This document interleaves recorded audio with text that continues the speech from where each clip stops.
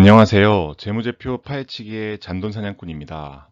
오늘은 재무제표에서 단골로 등장하지만 완벽하게 이해하기는 살짝 골치 아픈 지배 종속기업, 관계기업, 그리고 투자기업에 대해서 정의와 사례를 살펴보고자 합니다. 자, 그럼 시작해 볼까요? 아래 그림은 재무제표 공시자료를 보면 항상 나오는 회사의 개요입니다. 회사의 개요를 보면 지배관계 근거에 대해서 나오는데 이곳에 종속기업인지 주요 종속회사인지 관계기업인지 등이 나옵니다. 두 번째 표를 보면 어떤 기업의 연결 포괄 손익계산서인데요. 단기 순이익을 보시면 지배기업의 소유주 지분과 비지배 지분으로 나뉘어져 있는 것을 알 수 있습니다. 세 번째 표를 보면 CJ제일제당의 사업 보고서로서 타 법인 출자 현황으로 출자 목적이 투자라고 되어 있는 것을 알 수 있네요. 마지막으로 네 번째에는 현금흐름표에서 매도 가능 금융자산으로 취득과 처분에 대한 설명을 한 표라고 할 수 있습니다. 이번 강의를 잘 따라와 주신다면 제가 말씀드린 4개의 표들이 충분히 이해가 가실 수 있을 거라 확신합니다. 우선 지배 종속 관계 투자 기업의 정의에 대해서 살펴보겠습니다. 과거 뉴스 기사에 보면 모 회사란 단어와 자회사란 단어도 심심치 않게 들으신 적이 있으실 겁니다. 따라서 먼저 모 자회사에 대한 정의에 대해서 살펴보고자 합니다. 우선 해당 설명을 하기 전 이 내용의 출처는 증권 실무해설 회사의 종료와 구분 개념 김재호 본회 전문 직원님께서 쓰신 PDF 파일을 기초로 작성되었음을 말씀드립니다. 모 회사는 주식의 소유 비율에 의한 구분으로 상법 그리고 독점 규제 및 공정 거래에 관한 법률에서 사용되는 용어입니다. 모 회사란 다른 회사의 발행 주식 총수의 100분의 50을 초과하는 주식을 가진 회사를 말한다고 합니다. 그리고 자회사의 경우 다른 회사의 발행 주식 총수의 100분의 50을 초과하는 주식을 가진 모 회사의 다른 회사, 다시 말해 주식 또는 출자를 소유당하는 회사를 말합니다. 아주 간단하죠. 어떤 A라는 회사가 B 회사의 주식을 50% 플러스 한 주 이상만 갖고 있다면 그건 A 회사는 모 회사라고 불려지고 B 회사는 A 회사의 자회사라고 한다는 것입니다. 다음 경제상의 분류에 의한 지배회사 및 종속회사에 대해서 살펴보겠습니다. 지배 종속회사의 분류 기준은 상호 지배 종속 관계에 따른 구분이라고 적시되어 있으며 상법, 공정거래법, 주식회사 등의 외부 감사에 관한 법률인 외감법에 기초합니다. 아랫부분에 나온 바와 같이 상법상의 분류에는 말하는 모 회사, 자회사는 지배 종속회사의 여러 형태 중 하나의 형태에 불과하며 주식 취득 제한의 기준을 더 명확하게 하기 위해서 상법에서 이를 규정하고 있다고 하고 있습니다. 다시 말해 지배회사가 더 넓고 복잡한 의미라고 볼 수 있습니다. 다음 그림을 보면 외감법에서 지배회사란 다음 각 호에 1과 같이 지배하는 경우를 말한다고 되어 있습니다.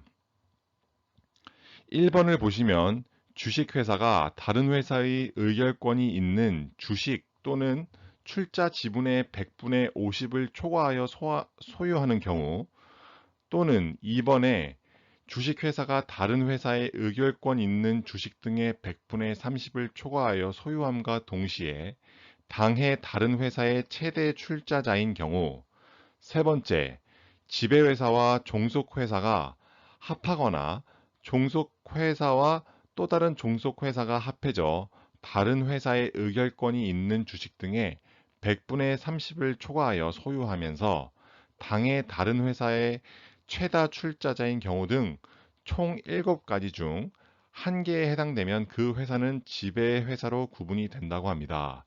이렇게 보시는 바와 같이 주식 비율 수만 따지는 모회사 자회사의 기준이 아닌 지배회사의 절대 조건은 좀 더 복잡다단하다고 할 수 있습니다. 다시 말해 해당 회사의 지배적인 역할을 하는 경우에는 주식을 50% 미만을 갖고 있더라도 지배회사가 될 수 있음을 알 수 있습니다. 그렇다면 종속회사란 어떤 회사를 뜻하는 것일까요? 경제상의 분류에 따르면 종속회사란 일반적으로 어느 회사가 다른 회사에게 주식 또는 지분의 보유로 자본 참가를 하게 하거나 계약, 임원 겸임 등에 의해 지배당하고 있는 경우를 말한다고 합니다.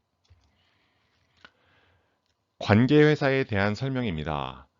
관계회사란 회사 및 당해 회사의 주식을 일정 비율 이상 소유하고 있는 회사를 말합니다. 가령 당해 주식회사의 발행 주식 총수 중 100분의 20 이상을 소유하고 있는 회사 또는 당해 주식회사의 발행 주식 총수 또는 출자 지분의 100분의 20 이상을 소유하고 있는 회사를 말합니다. 간단하게 말하자면 지배회사와 종속회사처럼 절대적인 갑을 관계가 아닌 해당 회사에 실질적인 영향을 행사하고 있지만 절대적인 영향력을 행사하지는 않은 정도를 말한다고 할 수 있겠네요. 일전에 SK가 하이닉스를 인수할 때 해당 주식을 약 20% 구매한 것으로 알려져 있습니다. 그때 당시 지배 종속 회사라고는 볼 수 없지만 해당 주식을 사들여 유의미한 영향력 행사를 위한 투자라고 볼 수 있습니다.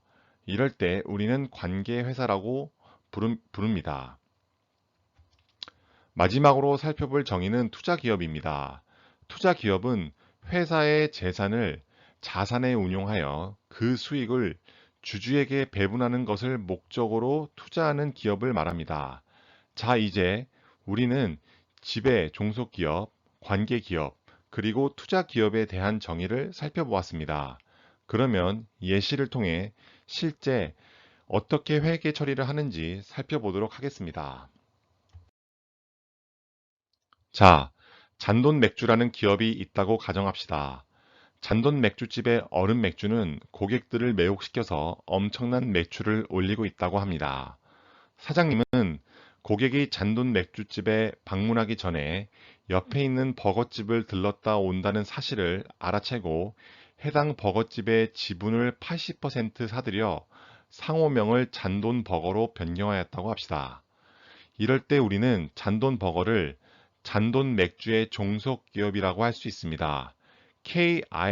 KIFRS에서는 지배기업인 잔돈 맥주를 종속기업인 잔돈 버거와 하나의 기업으로 보고 연결된 재무제표를 작성하도록 하고 있습니다. 다시 말해 자산, 부채, 자본, 그리고 이익을 모두 공유한다고 보시면 됩니다. 두 번째로 잔돈 맥주가 옆에 있는 피자집이 너무 잘 되고 있는 것을 보고 삼각 피자의 지분율을 30% 매입했다고 해봅시다. 이럴 때 종속기업인 잔돈버거에게 대하듯 감나라 배나라 할 수는 없지만 유의적인 영향력을 미칠 수 있는 지분율을 갖고 있다고 볼 수 있습니다.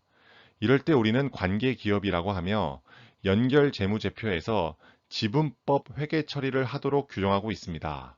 여기서 말하는 지분법 회계 처리란 종속기업처럼 자산, 부채, 자본, 이익을 다 합쳐서 표시하는 것이 아닌 삼각 피자에서 발생한 이익의 30%만 잔돈 맥주 재무제표로 갖고 온다고 보시면 됩니다.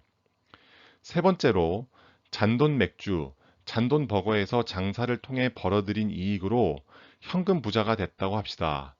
회사에 쌓여 있는 이익 잉여금이 제법 되어 그 돈을 어떻게 굴려야 할지 고민하던 중에 요즘 젊은이들이 스타커피에 환장한다는 사실을 알게 되었습니다. 엄청난 이익을 내고 있는 스타커피에 투자해야겠다고 생각하며 그 회사의 주식을 주식시장에서 사들이기 시작하여 지분율 10%까지 매입을 했다고 합시다. 이럴 때 잔돈 맥주 기업에서는 스타커피 맥주 매입 주식을 어떻게 회계 처리해야 할까요? 이럴 때에는 단순히 이익잉여금을 스타커피라는 주식회사에 투자한 것으로 보아 매도 가능 금융자산이란 계정에 표시한다고 보면 됩니다. 다소 어려우셨나요? 그럼 이제 좀 더 자세하게 건별로 살펴보도록 하겠습니다. 지배 종속 기업입니다.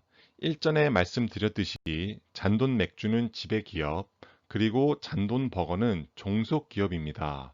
여기서 모기업, 자회사라고 쓰는 것은 엄밀히 말하면 틀린 표현이지만 모자회사란 단어에 익숙하신 분들을 위해 편의상 적어두었음을 말씀드립니다. 이럴 때 우리는 잔돈 맥주인 지배기업과 잔돈 버거인 종속기업의 자산, 부채, 자본, 이익을 모두 합친다고 하였습니다. 만약 손익계산서를 예로 들면 다음과 같이 작성될 것입니다.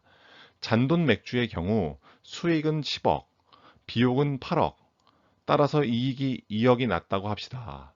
잔돈 버거의 경우 수익이 8억, 비용이 7억, 따라서 이익이 1억이 남았다고 합시다.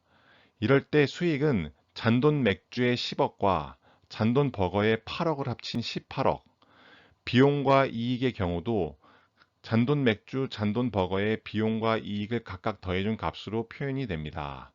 따라서 우리가 일반적으로 말하는 연결 재무제표에는 지배 종속기업의 자산, 부채, 자본, 이익이 모두 합쳐진 것이라고 보면 됩니다. 하지만 여기서 문제가 발생합니다.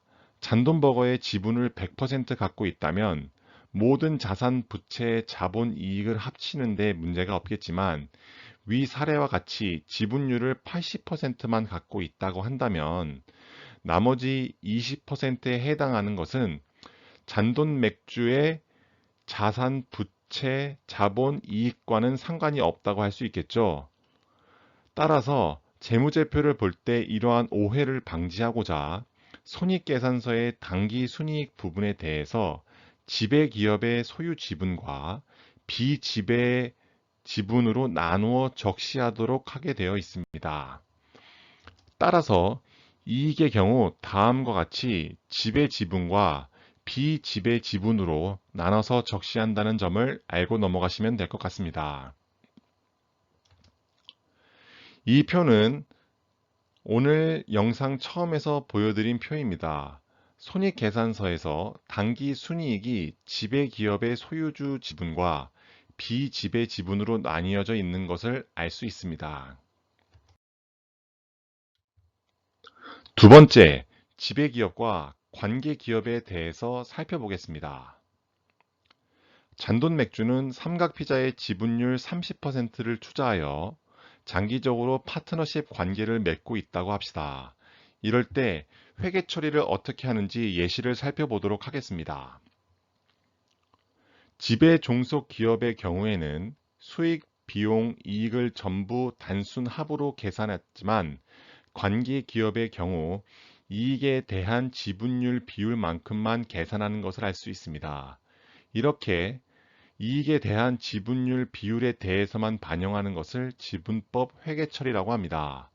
따라서 잔돈 맥주와 삼각 피자의 관계에서 볼 수 있듯이 삼각 피자의 수익, 비용, 그리고 이익의 30%만이 잔돈 맥주 재무제표에 표시된다는 것을 알 수 있습니다.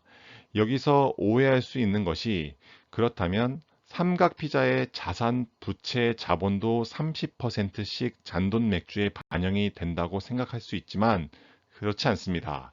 지분법 회계에서는 연결 재무제표에서 관계 기업의 수익에 관한 부분만 반영한다는 사실을 꼭 알고 넘어가시길 바랍니다. 마지막으로 투자 기업에 대한 사례입니다.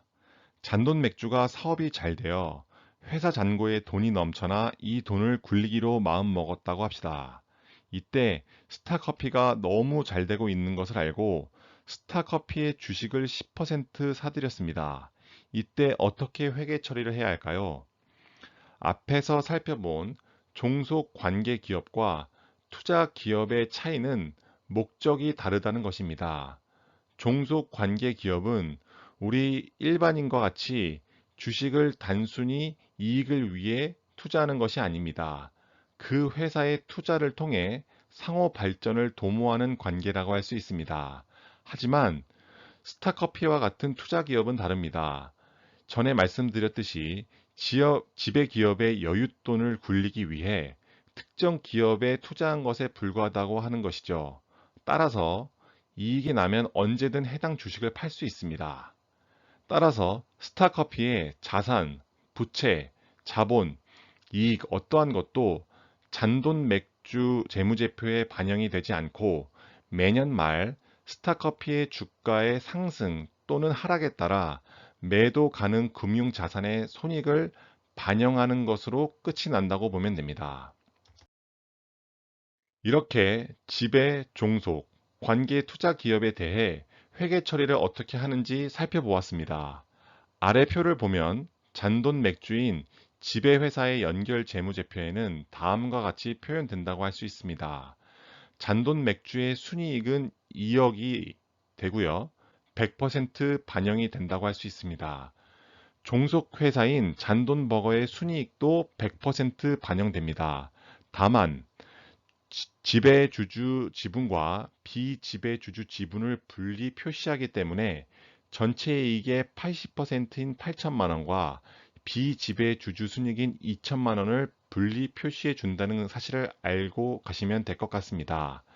관계회사인 삼각피자의 경우 지분율을 30%인 관계로 순이익 30%인 6천만 원을 반영해 줍니다.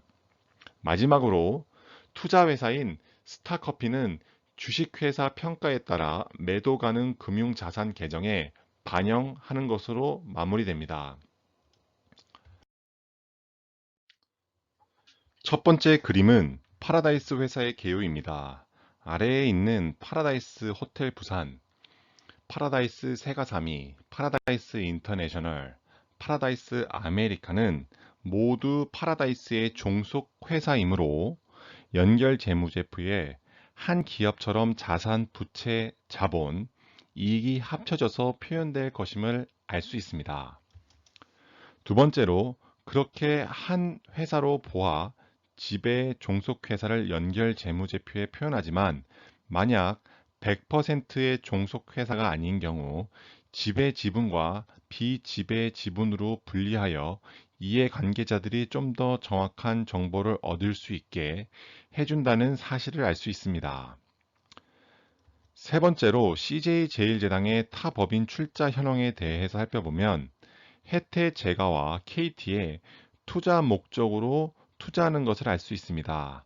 이는 말씀드린 투자 기업의 한 종류라고 볼 수 있겠네요.